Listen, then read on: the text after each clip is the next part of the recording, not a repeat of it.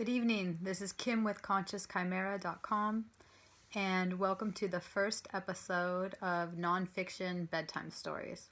I hope you're as cozy as I am.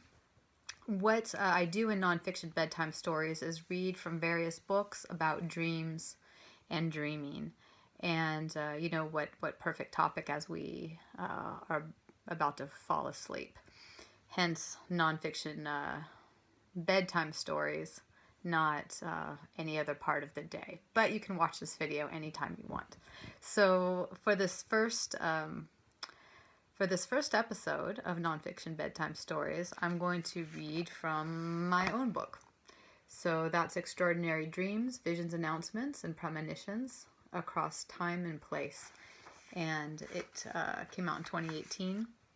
You can find it online through Amazon or go directly to the publisher, which is McFarland. So for, I think, the first episode, it seems appropriate that I read about and tell you a little also about announcing dreams. That was the topic of my doctoral dissertation. And announcing dreams are a pretty unique type of what some call a pre-birth communication. And that usually is between parent and the child to be in the dream state. So these often occur in pregnancy or just soon before. So they can announce that conception has taken place or will soon take place, or that the woman is either even further along in the pregnancy. Sometimes they just, she might not know.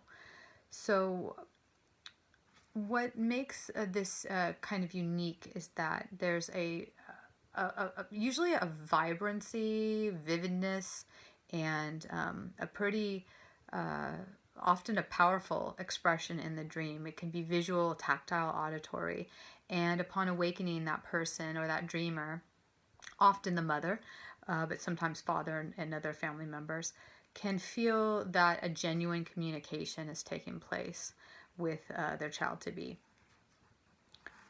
And of course, sometimes it's the dream itself that prompts the woman to take a pregnancy test or see if she's in fact pregnant. A similar concept is fertility or conception dreams. And those have been used interchangeably with the term announcing dream to say that, conception has taken place. But oftentimes those dreams are metaphorical in that category.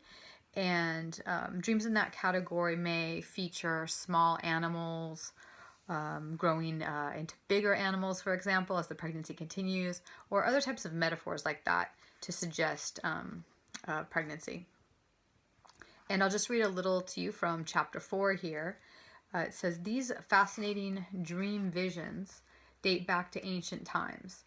And one well-known example is the announcement to Joseph of Jesus' conception by Mary.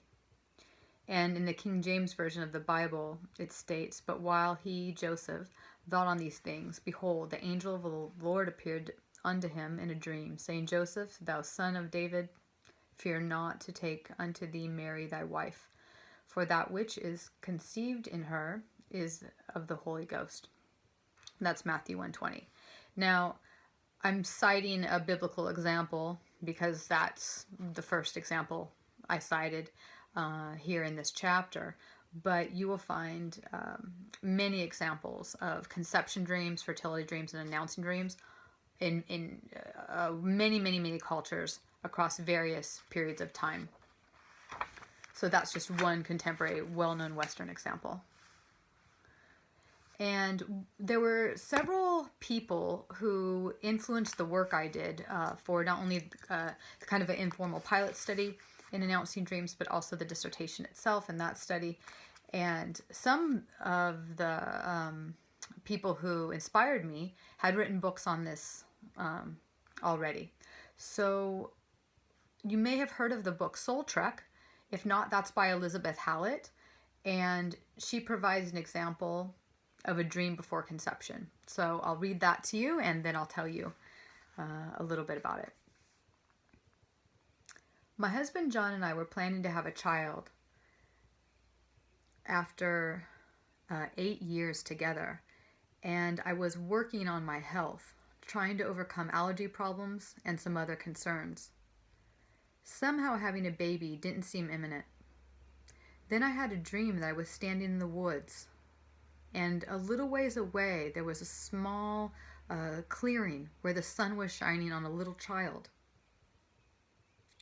He was a blonde-headed, slim boy, perhaps around 3 years old. He was just standing there, looking very beautiful in the sunshine. Then along came the doctor with whom I was working on my health issues. He too saw the little boy and said to me, "Well, I see you have a fine young son." It occurred to me instantly that he was mistaken in assuming that the child was mine. I knew I didn't have a child, but I said nothing, letting him believe that the boy was indeed mine. And somehow that set up a feeling of wondering inside of me. So this dreamer recognized the importance of the dream and claimed that it was an unforgettable one. She did conceive 2 months after this dream, and as the excuse me, and when the boy grew older, looking like the slender little boy in the dream, she believed that the dream was her introduction to him, knowing that her first child would be male.